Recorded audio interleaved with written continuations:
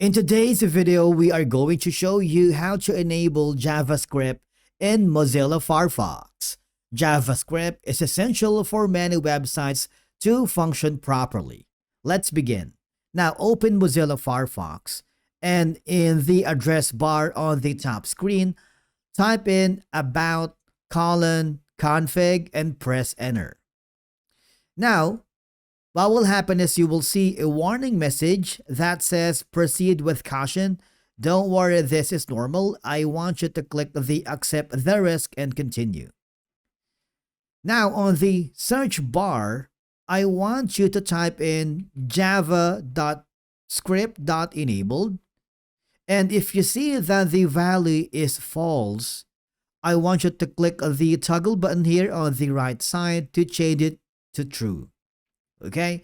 However, if you see it like true, that means JavaScript is already enabled. All right. So all I have to do is very simple. After enabling the JavaScript, reload the website. Okay.